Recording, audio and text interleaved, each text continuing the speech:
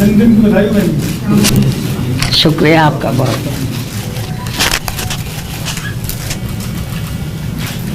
शुरू करें?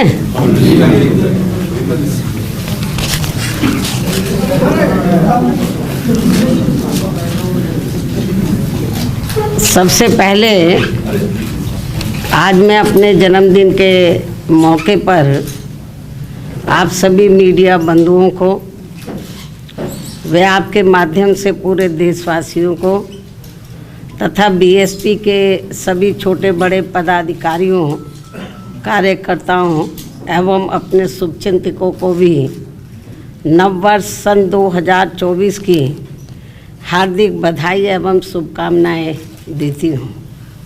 साथ ही कुदरत से ये भी कामना करती हूँ कि ये नववर्ष सभी की ज़िंदगी में अपार तरक्की व खुशहाली लाए तथा आए दिन नई नई आ रही बीमारियों के प्रकोप से भी ज़रूर बचाए।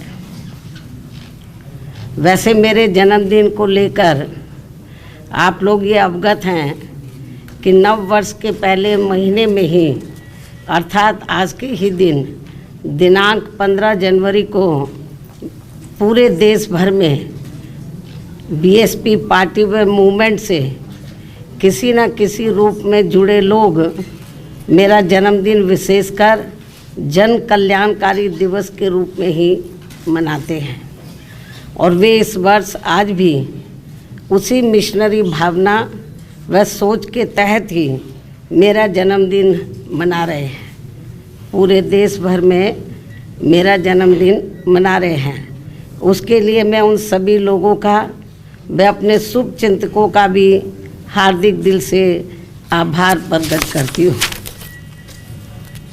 हालांकि इस मामले में मैं ये भी कहना चाहूँगी कि हमने यूपी में अपनी पार्टी के नेतृत्व में 4 बार रही सरकार के दौरान यहाँ सर्वजन हिताय व सर्वजन सुखाय के लिए और उसमें भी खासकर दलितों, आदिवासियों, अति पिछड़े वर्गों, मुस्लिम व अन्य धार्मिक अल्पसंख्यकों के साथ साथ गरीबों, मजदूरों, बेरोजगारों, छात्रों, युवाओं, महिलाओं, व्यापारियों, कर्मचारियों, किसानों व अन्य मेहनतकश लोगों के हित एवं कल्याण के लिए भी अनेकों अति महत्वपूर्ण जन कल्याणकारी योजनाएं शुरू की हैं, जिनके अब देश में दूसरी पार्टियों की सरकारें नकल करके व नाम एवं थोड़ा स्वरूप आदि बदलकर भुनाने में लगी हैं, किंतु उनकी जातिवादी, पूंजीवादी, संकीर्ण व सांप्रदायिक सोच होने की वजह से उनका इन्हें सही से पूरा लाभ नहीं मिल पा रहा है और अब तो इनको केंद्र व राज्यों की सरकारों द्वारा गरीबी, बेरोजगारी व महंगाई आदि से मुक्ति दिलाने की बजाय तथा रोटी रोजी व रोजगार के भी साधन उपलब्ध कराने की गारंटी देने की बजाय इन्हें फ्री में थोड़ा सा राशन आदि देकर अपना गुलाम व लाचार एवं मोहताज और बनाया हुआ है।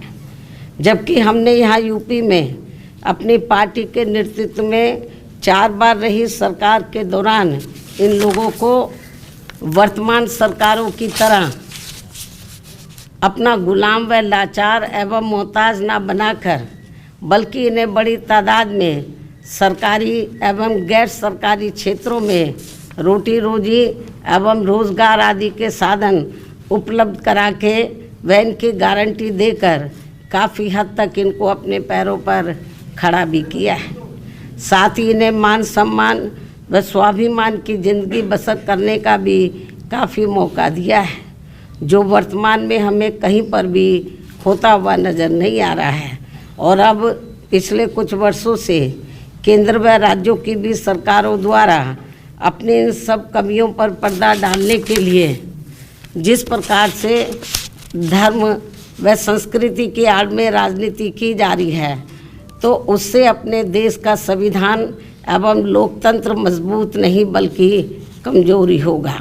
ऐसी स्थिति में आज मैं अपने जन्मदिन के खास मौके पर व मीडिया के जरिए इन सभी दुखी एवं पीड़ित लोगों से व विशेषकर बहुजन समाज के सभी वर्गों से अर्थात दलितों, आदिवासियों, अति पिछड़े वर्गों, मुस्लिम व अन्य धार्मिक अल्पसंख्यक समाज के लोगों से ये कहना चाहूँगी कि वे अपनी रोटी रोजी व रोज़गार आदि के लिए तथा मान सम्मान एवं स्वाभिमान की जिंदगी बसर करने व अपनी वर्तमान एवं आगे आने वाली पीढ़ी की बेहतरी के लिए भी अपने संतों, गुरुओं व महापुरुषों में भी खासकर महात्मा ज्योतिबा फूले, श्री छत्रपति शाहू जी महाराज, श्री नारायण गुरु, परम पूज्य बाबा साहब डॉक्टर भीमराव अंबेडकर एवं मान्यवर श्री कांशीराम जी आदि के बताए हुए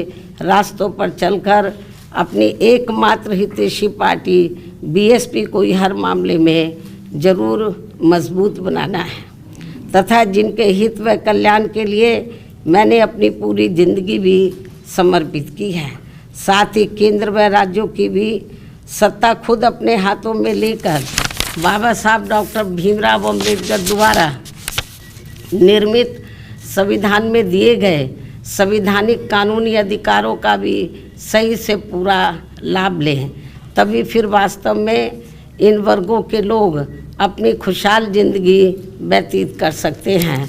और ये सब हमने उत्तर प्रदेश में अपनी सरकार के समय में काफ़ी कुछ करके भी दिखाया है, जबकि कांग्रेस, बीजेपी व इनकी सभी सहयोगी पार्टियां भी जिनकी सोच, सिद्धांत एवं कार्यशैली पूर्ण रूप से जातिवादी, पूंजीवादी, संकीर्ण, सांप्रदायिक व सामंतवादी भी है, ऐसी ये पार्टियां सत्ता में बने रहकर इनको कभी भी अपने पैरों पर खड़े होते हुए देखना नहीं चाहती हैं।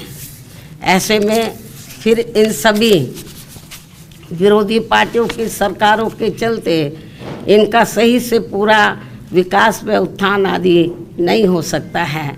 इतना ही नहीं बल्कि देश में SC, ST व OBC वर्गों के लोगों को सरकारी नौकरियों एवं अन्य और क्षेत्रों में भी आरक्षण दिए जाने की संविधान में जो व्यवस्था की गई है, तो उनका भी अब इन विरोधी पार्टियों की रही सरकारों में इन्हें पूरा लाभ नहीं मिल पा रहा है तथा अन्य और मामलों में भी इनकी लगभग यही खराब व दयनीय स्थिति बनी हुई है। इसलिए इन सब बातों को ध्यान में रखकर देश में गरीबों, मजदूरों, बेरोजगारों तथा बहुजन समाज के सभी वर्गों के लोगों को बीएसपी से जुड़ना तथा इन्हें फिर सत्ता तक पहुंचना बहुत ज़रूरी है। किंतु इन्हें यहाँ ये बात भी ज़रूर ध्यान में रखकर चलना होगा कि ये लोग अपने इस मकसद में कामयाब ना हो सके, तो उसके लिए यहाँ सभी विरोधी पार्टियाँ अंदर अंदर एक होकर व किस्म किस्म के साम, दाम, दंड भेद आदि अनेकों हथकंडे इस्तेमाल करके इन्हें हमेशा सत्ता से दूर बनाए रखना चाहती हैं, जिनसे इन्हें हर स्तर पर सावधान रहना होगा तथा गुमराह भी नहीं होना है। और इस मामले में ताज़ा उदाहरण ये है कि अभी हाल ही में विपक्ष के इंडिया गठबंधन को लेकर जिस प्रकार से सपा मुखिया ने एक सोची समझी रणनीति के तहत बीएसपी के लोगों को गुमराह करने के उद्देश्य से कुछ ही घंटों के अंदर बीएसपी प्रमुख के प्रति गिरगिट की तरह अपना रंग बदला है, तो उससे भी पार्टी के लोगों को जरूर सावधान रहना है। इसके साथ ही पिछले महीने पार्टी की ऑल इंडिया की बैठक में आम सहमति से श्री आकाश आनंद को मैंने अपना एकमात्र उत्तराधिकारी घोषित किया था। तो उसके बाद से बीच में अब मीडिया में ये भी फर्जी व गलत खबरें प्रचारित की जा रही हैं कि ऐसा लगता है कि अब बीएसपी प्रमुख जल्दी ही राजनीति से संन्यास लेने वाली है, जिसमें रत्ती भर भी सच्चाई नहीं है। जबकि मेरी ज़िंदगी का आखिरी सांस भी पार्टी को मजबूत बनाने में ही लगा रहेगा। इस किस्म की फर्जी व गलत खबरों से भी पार्टी के लोगों को गुमराह नहीं होना है। और अब तो चुनावों में ईवीएम में अधिकांश धांधली व गड़बड़ी किए जाने की मिल रही खबरों से भी बीएसपी के लोग भी काफ़ी ज़्यादा दुखी व चिंतित भी हैं। हालांकि ऐसी स्थिति में ये व्यवस्था बाहरी देशों की तरह कभी भी यहाँ ख़त्म हो सकती है। ऐसे में अपनी पूरी ऊर्जा से पार्टी को मजबूत बनाने में लगे रहना है। अपनी पार्टी के लोगों को ऐसे में अपनी पूरी ऊर्जा से पार्टी को मजबूत बनाने में लगे रहना है। और यदि पार्टी के लोग इन सभी हालातों का मुकाबला करके अपनी पूरी ईमानदारी व निष्ठा से आगे बढ़ने की पहल करते हैं तो फिर हमारी पार्टी ज़रूर आगे बढ़ेगी। इसी भरोसे के साथ ही अब मैं अपने जन्मदिन के शुभ अवसर पर अपनी पार्टी व मूवमेंट के हित में हर वर्ष की तरह इस वर्ष भी मेरी लिखित पुस्तक मेरा संघर्षमय जीवन एवं बीएसपी मूवमेंट का सफ़रनामा के 19वें हिंदी एवं अंग्रेजी संस्करण का विमोचन भी करती हूँ। और ये पुस्तक खासकर वर्तमान युवा पीढ़ी व पार्टी में नए जुड़े लोगों के साथ साथ आगे आने वाली पीढ़ी के लिए भी उनका एक उज्ज्वल एवं बेहतरीन मार्गदर्शक बनने का काम करेगी, जिससे मैं हर वर्ष इस पुस्तक के जरिए आज के ही दिन अपने लोगों को ये खास तोहफा भी देती हूँ। और अब मैं इस अति महत्वपूर्ण पुस्तक का विमोचन करने से पहले पार्टी के लोगों से ये भी अनुरोध करती हूँ कि अब देश में लोकसभा के आम चुनाव होने का भी समय बहुत कम ही रह गया है।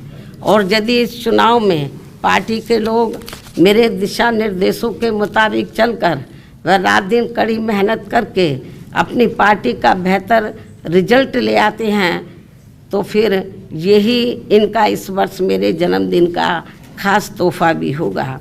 वैसे मुझे पूरी उम्मीद है कि पार्टी के सभी लोग अपने तन मन धन की पूरी ऊर्जा, शक्ति, एकजुटता तथा आपसी भाईचारे के साथ मिलकर लोकसभा का ये आम चुनाव पूरी दमदारी के साथ ही लड़ेंगे और केंद्र की सत्ता में अपनी प्रभावी भागीदारी भी सुनिश्चित करेंगे। इसके साथ ही इस चुनाव को लेकर यहाँ मैं ये बात भी फिर से स्पष्ट कर देना चाहती हूँ कि हमारी पार्टी देश में जल्दी ही घोषित होने वाले लोकसभा के ये आम चुनाव यहाँ गरीबों एवं उपेक्षित वर्गों में से विशेषकर दलितों, आदिवासियों, अति पिछड़े वर्गों, मुस्लिम व अन्य धार्मिक अल्पसंख्यक समाज के लोगों के बलबूते पर ही पूरी तैयारी व दमदारी के साथ अकेले ही लड़ेगी। और इन्हीं के बलबूते पर ही हमने सन 2007 में यहाँ आबादी के हिसाब से देश के सबसे बड़े प्रदेश उत्तर प्रदेश में अकेले ही चुनाव लड़कर फिर अपनी पार्टी की पूर्ण बहुमत की सरकार भी बनाई थी। इसलिए अपने इस अनुभव को भी खास ध्यान में रखकर हमारी पार्टी लोकसभा के ये आम चुनाव अकेले ही लड़ेगी तथा देश की जातिवादी, पूंजीवादी, संकीर्ण व सांप्रदायिक सोच रखने वाली सभी विरोधी पार्टियों से अपनी दूरी बना के रखेगी। अर्थात हमारी पार्टी यहाँ किसी भी गठबंधन व पार्टी के साथ मिलकर ये चुनाव नहीं लड़ेगी। इसके साथ ही यदि ये चुनाव सन 2007 में यूपी विधानसभा के हुए आम चुनाव की तरह फ्री एंड फेयर होता है, जिसमें उस समय ईवीएम में कोई भी धांधली व गड़बड़ी आदि नहीं की गई थी, तो फिर इस बार हमारी पार्टी लोकसभा के आम चुनाव अकेले ही लड़कर अपना बेहतर रिजल्ट जरूर लाएगी। यहाँ मैं ये भी कहना चाहूँगी कि हमारी पार्टी गठबंधन न करके अकेले ही चुनाव इसलिए लड़ती है क्योंकि इस पार्टी का सर्वोच्च नेतृत्व एक दलित के हाथ में है, जिनके प्रति अधिकांश पार्टियों की जातिवादी मानसिकता अभी तक भी नहीं बदली है। यही मुख्य वजह है कि गठबंधन करके चुनाव लड़ने में बीएसपी का वोट तो गठबंधन से जुड़ी पार्टी को पूरा चला जाता है, लेकिन उनका अपना बेस वोट व विशेषकर अपर कास्ट समाज का वोट बीएसपी को ट्रांसफ़र नहीं हो पाता है। और इसके कुछ खास उदाहरण ये हैं कि यहाँ यूपी में सन 1993 में हुए विधानसभा के आम चुनाव सपा से गठबंधन करके लड़ने से बीएसपी की केवल 67 सीटें ही जीत कर आई थी, जबकि सपा को इसका ज़्यादा लाभ पहुंचा था।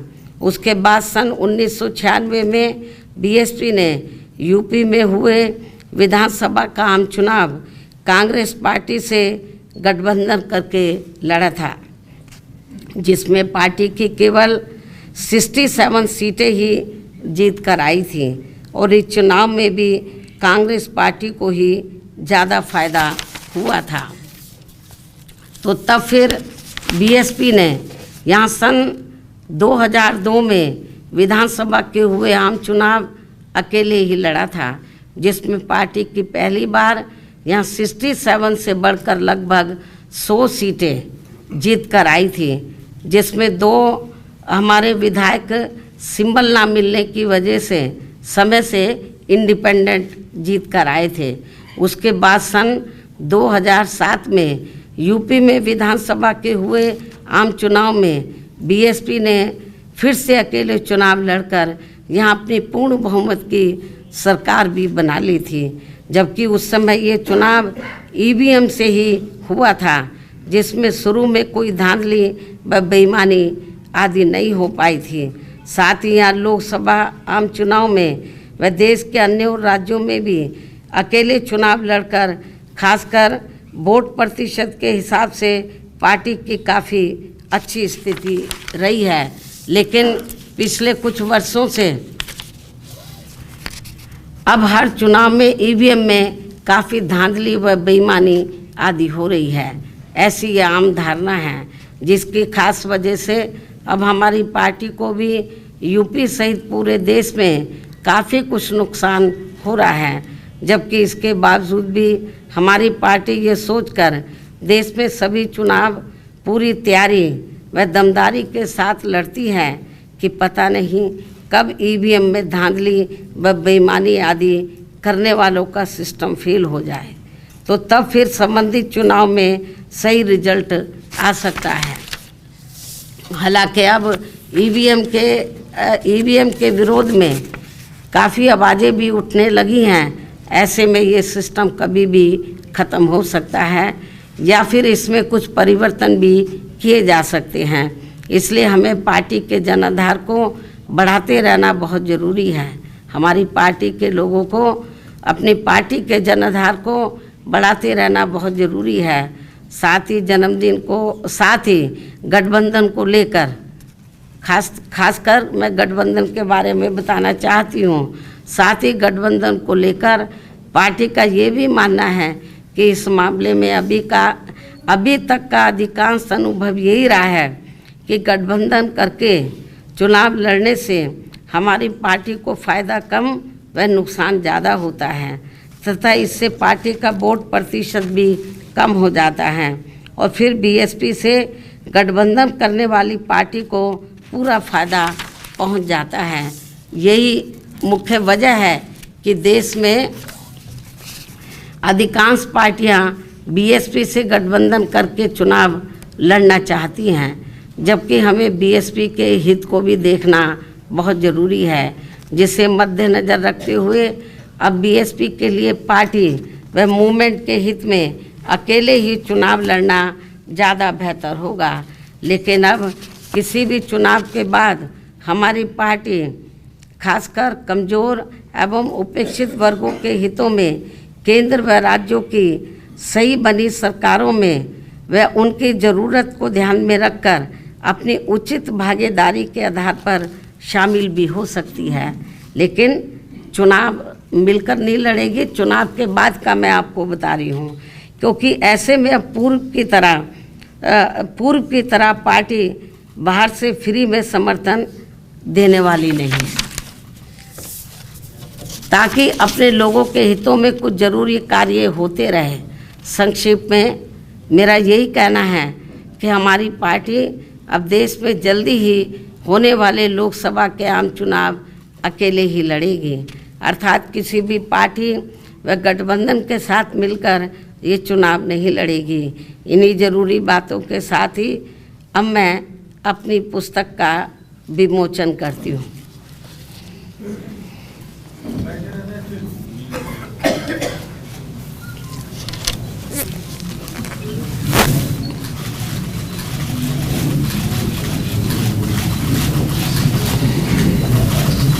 मायावती जी देश के तत्कालीन प्रधानमंत्री पहले ये काम तो हो जाने दो।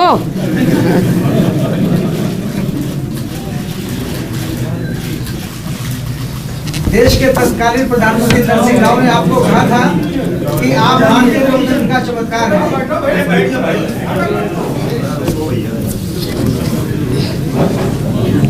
आपको किताब से नफरत है क्या? दोनों पकड़ लीजिए।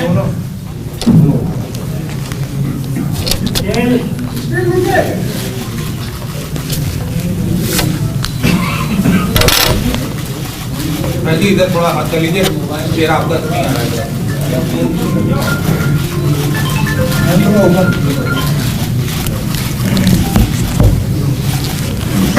मेरा सवाल ये था, अरे मेरी बात तो खत्म कर लें दो पहले। और अब मैं अंत में मीडिया बंधुओं से मेरे जन्मदिन का केक आदि लेने का आग्रह करते हुए अपनी बात यहीं समाप्त करती हूँ। यदि आपके कुछ सवाल हैं तो आप पूछ सकते हैं, वरना मैं आपसे यहीं रजा लेती हूँ। धन्यवाद। जय भीम व जय भारत। अमेरिका में जन समुदाय के सामने कहा था आप हाँ भाई,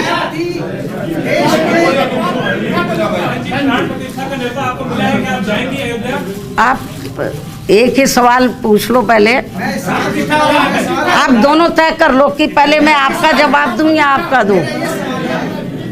तत्कालीन प्रधानमंत्री नरसिंह राव ने अमेरिका में भारतीय समुदाय के सामने कहा था कि मायावती देश के लोकतंत्र का चमत्कार है, और देश ने उस समय स्वीकार किया था कि मायावती देश की प्रधानमंत्री पद की दावेदार बन चुकी है। आज आपका दावा क्या है? उनकी सोच का मैं स्वागत करती हूँ। आपने ये सवाल पूछा कि आपको राम मंदिर से निर्माण से संबंधित जो कंप्लीट लगभग होने के लिए जा रहा है, उससे संबंधित जो प्रोग्राम इस महीने 22 जनवरी को होने के लिए जा रहा है, तो उसके संबंध में आपने ये सवाल पूछा है कि क्या आपको इसका निमंत्रण मिला है, यही आपका सवाल है। तो मैं आपको ये बताना चाहती हूँ कि मुझे इसका निमंत्रण मिला है। तो और अभी इसका मैंने वहाँ जाने का अभी कोई फैसला नहीं लिया है, क्योंकि अभी मैं अपने पार्टी के काम में बहुत व्यस्त हूँ। लेकिन अयोध्या में 22 जनवरी को राम मंदिर को लेकर जो भी कार्यक्रम होने के लिए जा रहा है उसका हमारी पार्टी को कोई भी ऐतराज़ नहीं है, उसका हम स्वागत करते हैं। और आगे चलकर जब बाबरी मस्जिद को भी लेकर ऐसा कोई प्रोग्राम होता है तो फिर उसको भी लेकर हमारी पार्टी को कोई भी ऐतराज़ नहीं होगा, उसका भी हम स्वागत करेंगे। क्योंकि आप लोगों को मालूम है कि हमारी पार्टी धर्मनिरपेक्ष पार्टी है और सभी धर्मों का हमारी पार्टी एक बराबर उनका सम्मान करती है।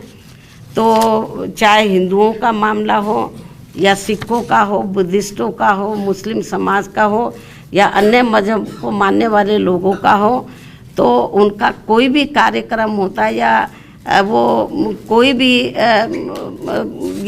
भी ऐसा कोई फैसला लेते हैं तो जो मानवता इंसानियत के लिए है, तो मेरे ख्याल कभी हमारी पार्टी ने उसका विरोध नहीं किया है।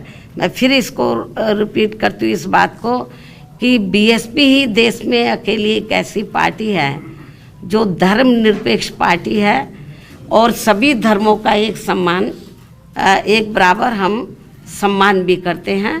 मुझे जो इनविटेशन मिला है तो इसके लिए हम उनका स्वागत करते हैं। और मैं यदि ज़्यादा व्यस्त नहीं रही क्योंकि और भी पार्टी के काम हैं तो मैं ज़रूर, अभी मैंने कोई इस मामले में अभी कोई डिसीजन नहीं लिया है, अभी तो कई दिन पड़े हुए हैं। तो जो भी डिसीजन लिया जाएगा तो वो आपके सामने होगा।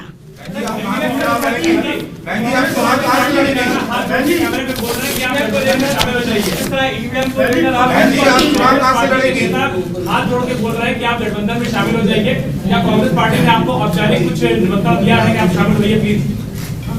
नहीं, क्या कहना चाहते हैं हम? कांग्रेस पार्टी के जो नेता है, पूर्व नेता है, मौजूदा नेता है, वो सब कैमरे के सामने हाथ जोड़ के बोल रहे हैं कि बहन जी आप हमारे गठबंधन में शामिल हो जाइए। तो क्या कोई औपचारिक बातचीत हुई आपसे? मेरे ख्याल आपको ज़्यादा मालूम होगा। अच्छा बहन जी, आप चुनाव कहां से लड़ेंगी? आप हमेशा अभी इलेक्शन अनाउंस नहीं हुआ है। आप हमेशा आपका रुख रहता है, इसको लेकर सड़कों पे कब उतरेंगे, कब तक इसका विरोध दर्ज करेंगे? जरूरी है सड़कों पे उतरना, काम करने के अपने तौर तरीके होते हैं, हर पार्टी के अपने तौर तरीके होते हैं। कांग्रेस का अपना तौर तरीका अलग है, बीजेपी का अपना है, हमारी पार्टी का अपना अलग तौर तरीका। हमारी पार्टी एक कैडर बेस्ड पार्टी है। शायद आपको मालूम नहीं है कि पूरे देश में इस समय हमारी पार्टी के छोटे छोटे कैडर कैंप चल रहे हैं, अकेले यूपी में नहीं, देश के अन्य राज्यों में भी। और बंद जगह पे वो कैडर कैंप होते हैं जिसमें पार्टी और मूवमेंट के बारे में उनको डिटेल में बताया जाता है। तो ज़रूरी नहीं है हम हाउ हल्ला करें जैसे दूसरी अपनी पार्टी के अपने अपने तौर तरीके हैं, हमें दूसरी पार्टियों की नकल नहीं करनी है। हमारा जो अपना एक सिस्टम है काम करने का, उसके हिसाब से हम लोग चलते हैं। ऑनलाइन ऐप भी आपने जारी किया है? ऑनलाइन ऐप जारी कर रहे हैं। अब ये तो चलता रहता है, अब ये आपके सामने आता रहेगा। हाँ हाल के चुनाव में मैडम, हाल के चुनाव में जो मत प्रतिशत आपका भी 2.5 से इकाई रह गया है, और ऐसी स्थिति में किस तरह से आपका ये मत प्रतिशत बढ़ेगा? राजनीति में उतार चढ़ाव आते रहते हैं। एक सवाल बहन जी और करना चाह रहा था कि ये कहा जा रहा है कि अगर गठबंधन बसपा नहीं करती है तो सारा फायदा जो है भाजपा को पहुंचेगा। अब कौन क्या सोच रहा है ये तो आप उन्हीं से पूछे, लेकिन मुझे तो ऐसा लगता है कि ये लोग जितना कांग्रेस बीजेपी वाले ये लोग चुनाव लड़ेंगे मजबूती से, तो आपको मालूम है कि इनका अपर कास्ट का वोट हमको मिलने वाला तो है नहीं, इनका बढ़ जाएगा।